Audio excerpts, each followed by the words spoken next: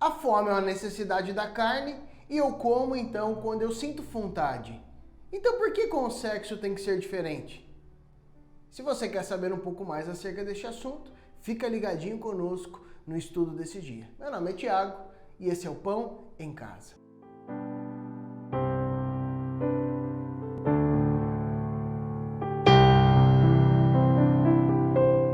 Paz do Senhor, queridos, para nós é uma alegria tremenda estarmos mais uma vez juntos para estudar mais e mais da palavra do Senhor. Nós vamos dar continuidade ao estudo da primeira carta de Paulo aos Coríntios.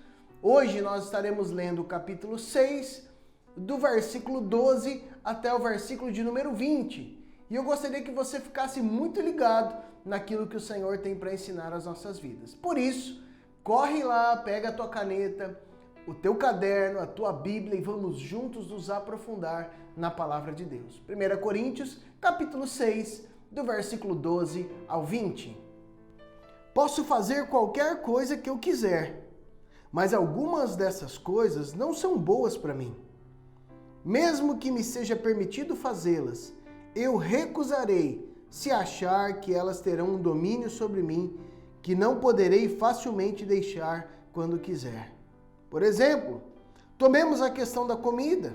Deus nos deu apetite pelo alimento e estômago para digeri-lo.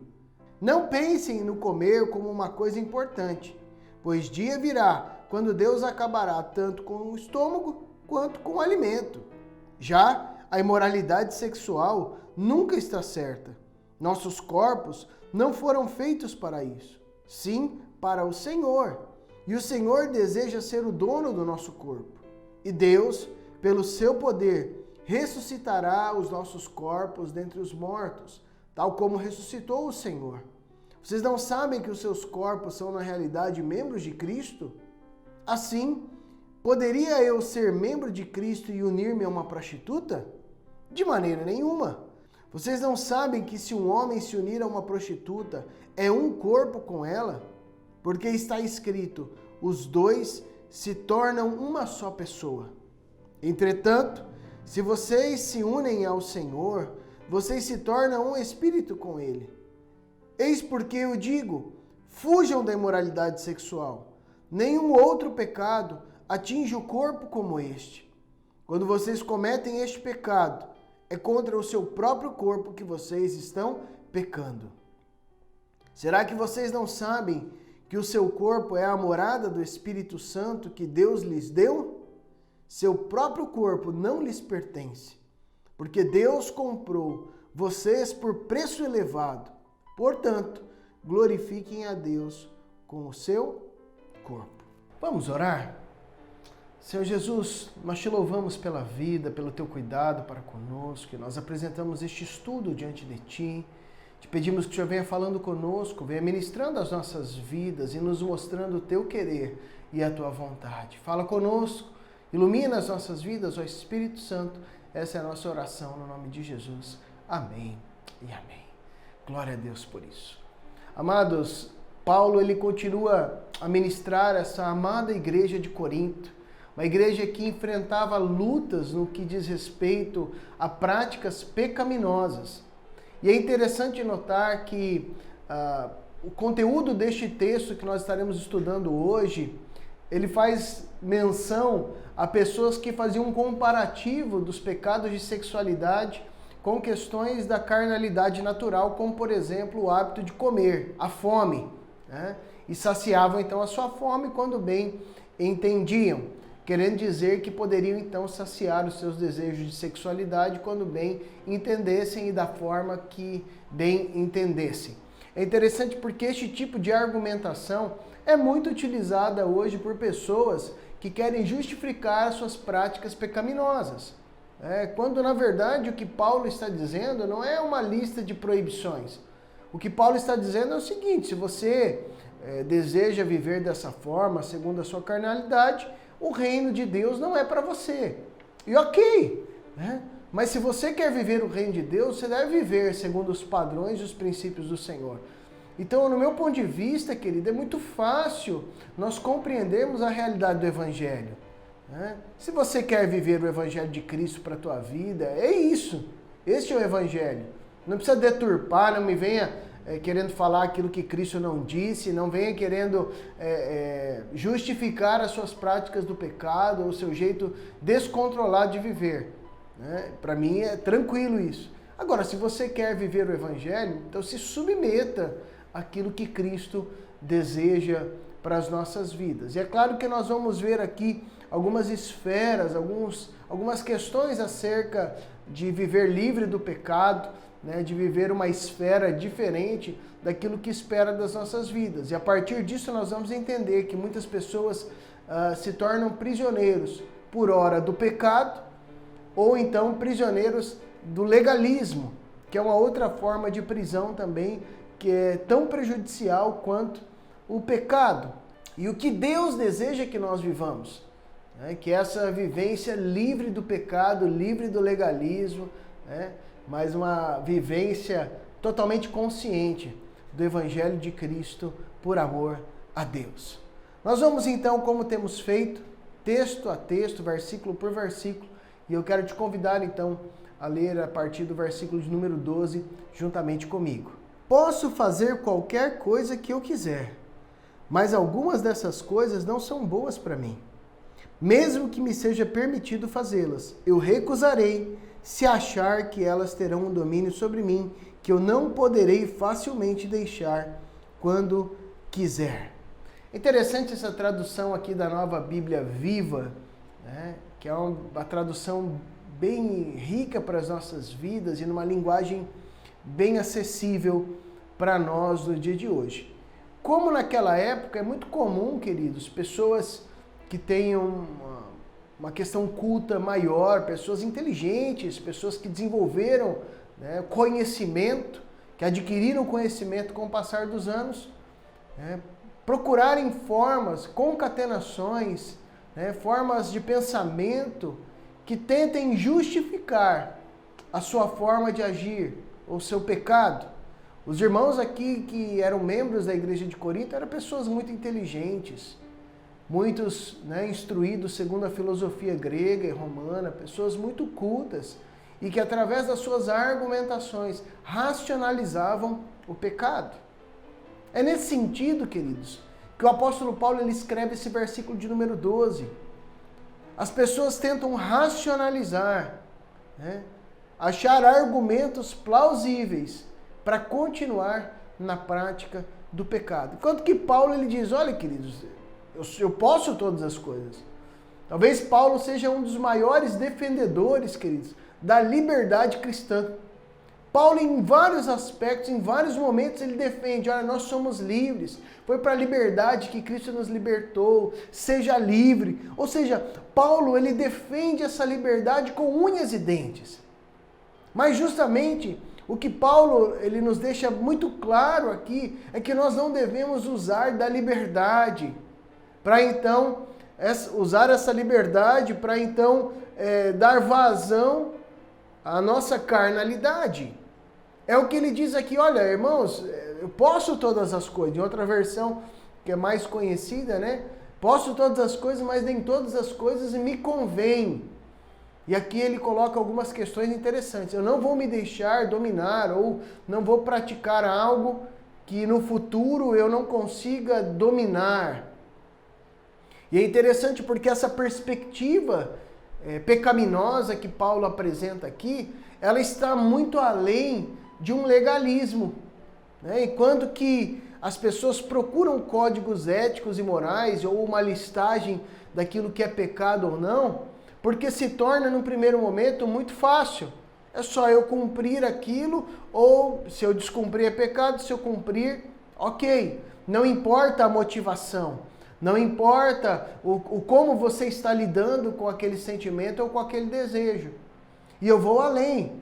Pessoas que gostam de viver no legalismo são pessoas que estão tendo preguiça de raciocinar. Pessoas que não têm desenvolvido o seu intelecto a fundo de pensar, de raciocinar o porquê das questões. Eu muito cedo, querido, eu já não gostava de utilizar expressões que remetessem ao legalismo. Por exemplo, por que você não tem essa prática? Né? Porque minha religião não permite. Quer eu nunca utilizei dessas expressões.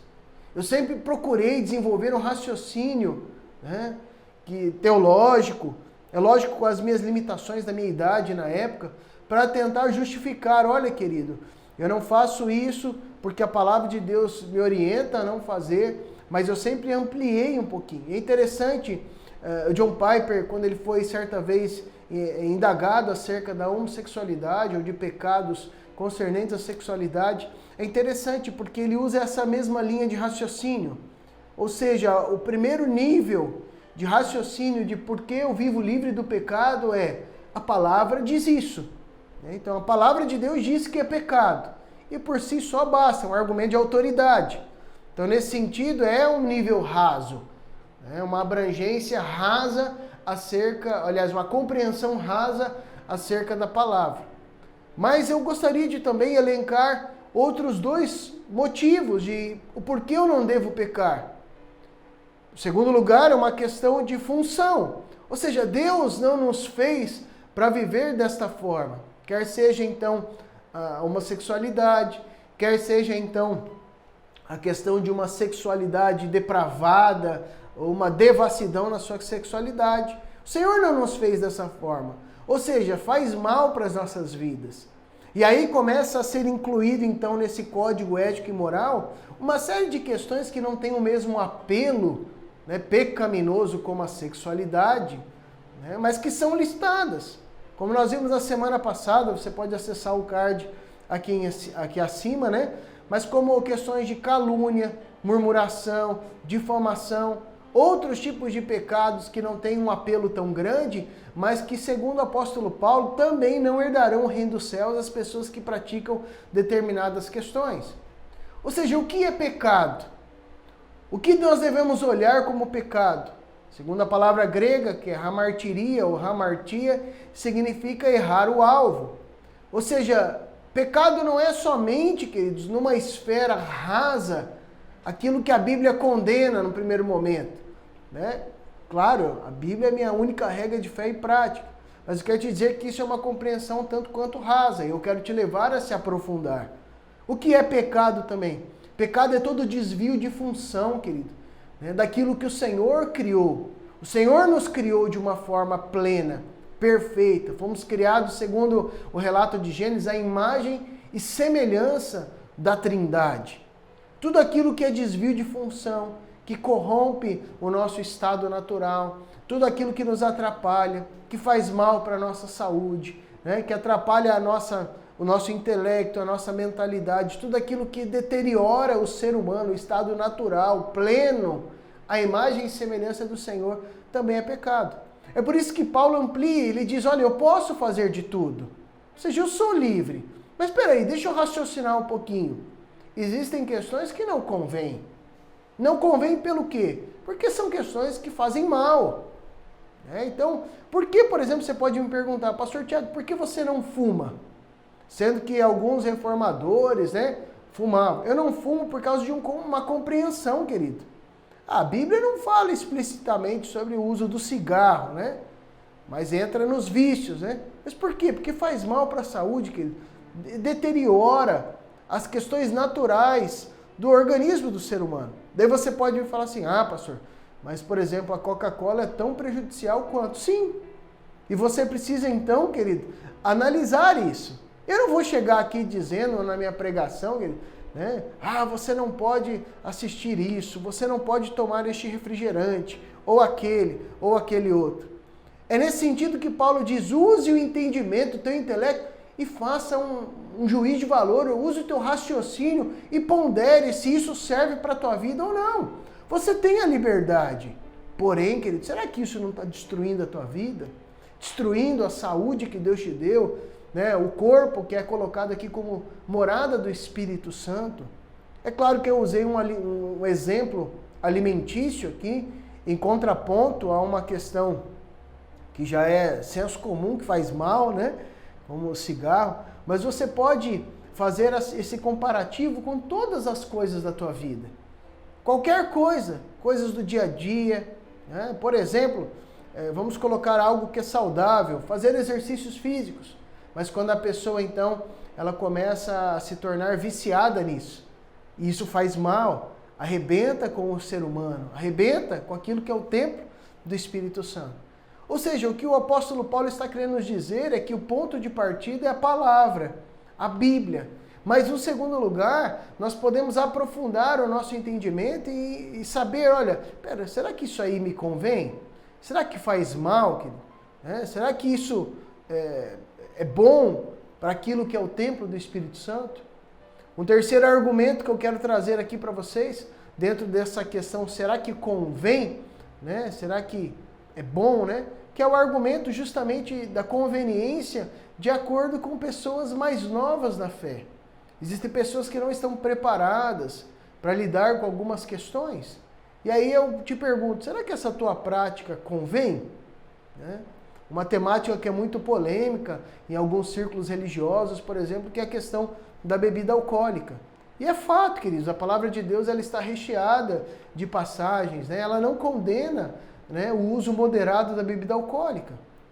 E daí você para pensar, poxa, será que então eu devo ir aos bares, ou estar nos lugares, ou consumir bebida alcoólica deliberadamente? Será que isso faz parte? Será que convém neste mundo de desequilíbrio, onde nós temos pessoas com dificuldades sérias de alcoolismo? Será que isso convém? E é interessante porque essa discussão traz maturidade para a nossa vida. E traz também um outro nível, que é o nível do amor, onde eu muitas vezes recluso de desejos carnais ou de vontades minhas em prol do meu irmão. E é nesse sentido que há um quarto argumento que eu gostaria de apresentar aqui também, que é a questão da idolatria, da auto-idolatria. Eu vejo que muitas pessoas têm dificuldade com o pecado, e os pecados que têm cometido são apenas consequências de um primeiro pecado, um pecado maior, que é a auto-idolatria. O que seria isso, pastor Tiago? Seria colocar o teu eu, a tua vontade acima das outras coisas. Pessoas então que recorrem a uma vida de transgressões na área de sexualidade, de excessos no alcoolismo ou do uso de outras drogas. Pessoas que recorrem ao homossexualismo ou lesbianismo em nome de uma liberdade, quando na verdade são escravas de si mesmas. São pessoas que têm vivido essa auto-idolatria. Não entendem, como o apóstolo Paulo diz, olha, o teu corpo não é teu. Na verdade, ele é do Senhor. E se ele é do Senhor, não é você que está governando. É templo do Espírito Santo. É morada do Espírito Santo. E uma vez postos, então, esses 4 argumentos, eu gostaria que você amadurecesse, se aprofundasse no que diz respeito às tuas atitudes e decisões cotidianas. Não mais eu faço ou deixo de fazer porque agrada ao pastor ou o desagrada. Não mais eu faço ou deixo de fazer porque é uma norma, uma regra. Mas olhar sim a palavra de Deus como única regra de fé e prática. Se está aqui, eu cumpro. Mas te chamaram a aprofundar. Será que isso, mesmo que a palavra de Deus não coloque como pecado, não condenando determinadas práticas, será que isso faz bem para mim? Será que isso faz bem para o próximo que está me vendo? Será que isso não é fruto apenas de uma auto-idolatria? É que eu estou idolatrando a mim mesmo, a minha própria vontade? Reflita acerca dessas questões. No versículo 13, Paulo ele diz o seguinte: por exemplo, tomemos a questão da comida. Deus nos deu apetite pelo alimento, estômago para digeri-lo. Não pensem no comer como uma coisa importante, pois dia virá quando Deus acabará tanto com o estômago quanto com o alimento.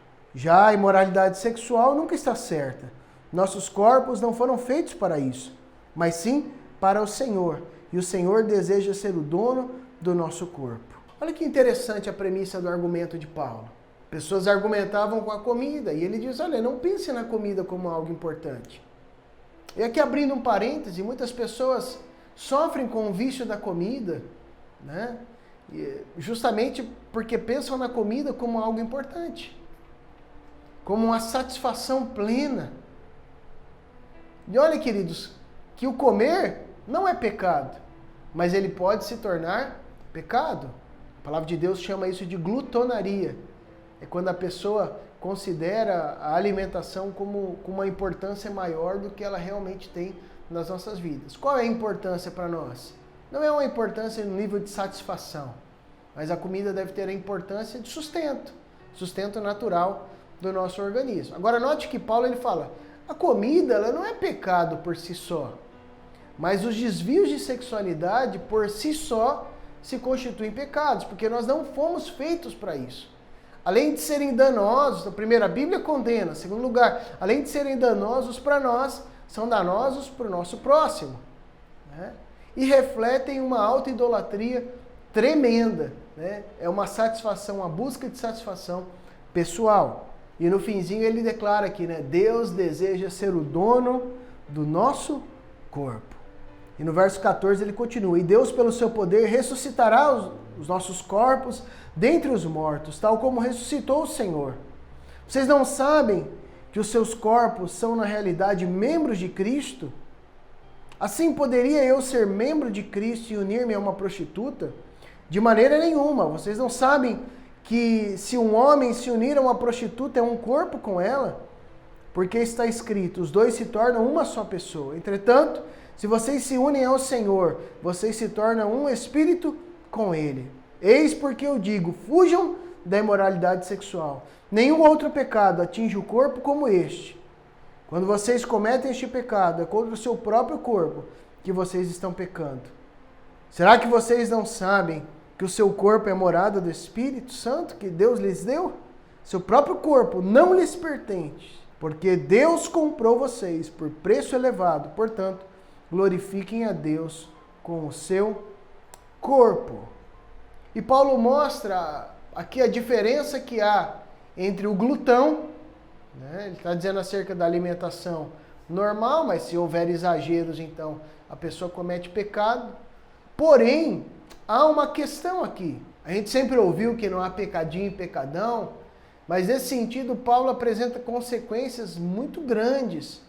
Há diferenciações nas suas consequências. Né? Por exemplo, se você come demais, a longo prazo isso vai trazer um prejuízo para a tua saúde. Então você vai adquirindo sobrepeso, com isso outros problemas de saúde vão acontecendo para com a tua vida. Porém, quando ele declara acerca dos pecados de prostituição, ele elenca aqui essa questão da prostituta, quando você se relaciona sexualmente com uma prostituta, segundo a palavra de Deus, você se torna uma só carne com ela. Os dois se tornam um. Ou seja, há uma unidade, há um relacionamento que é muito mais profundo do que simples fato de você comer demais. Não é uma questão terrena apenas, mas há uma unidade espiritual. Eu vou além, queridos. Por exemplo, se essa mulher vive uma realidade espiritual depravada, né? Imagine, queridos, os espíritos malignos, a ação demoníaca que há na vida dessa mulher, e o fato de se relacionar com ela, os dois se tornam uma só carne. Ou seja, meu irmão, há questões espirituais que vão sendo moduladas na nossa realidade. Sabe, queridos, a palavra de Deus diz, e Paulo ele retoma essa questão no verso 16, porque está escrito, os dois se tornam uma só pessoa. Entretanto, no verso 16, ele diz, poxa, vocês não foram unidos com o Espírito? Então note que aqui há uma traição espiritual. Se nós nos tornamos um com o Senhor, como eu posso agora me tornar um com uma prostituta e achar que está ok? Sendo que houve um rompimento de uma aliança com o Senhor. Ou seja, os pecados de origem sexuais, e talvez você está aqui, pastor, eu não me prostituo com outras pessoas, com mulheres, é justamente por isso que eu recorro à pornografia, tanto o homem quanto a mulher. Querido, o próprio Jesus, ele diz que as dificuldades são tremendas, é pecado também. Você se torna, se você só pensou em fazer, os dois já se tornaram, né, uma só carne, o pecado aconteceu. Então há níveis de consequência muito piores, né? Aquilo que foi consumado de fato, mas espiritualmente já aconteceu algo, já houve um rompimento. E o fato é que aquele que quer viver no pecado, ele fica sempre tentando encontrar argumentos para justificar as suas práticas. Enquanto na verdade Paulo ele está dizendo, meu querido, você é livre para fazer o que quiser, mas entenda que o teu corpo não é teu, ele é morada do Espírito. Os teus membros não são teus. A partir de agora que você professou a fé em Cristo, você é uma só carne com Cristo Jesus. Então deixe de agir como se você mandasse no teu próprio corpo. Note que Paulo, então, ele fala sobre aquilo que é permitido, sobre aquilo que convém, mostra as virtudes do autocontrole, ou seja, eu não vou me deixar dominar por nada, mesmo que sejam questões permitidas, segundo a palavra de Deus, não vou me tornar escravo de nada, tornando-se, então, esta questão que escraviza como pecado.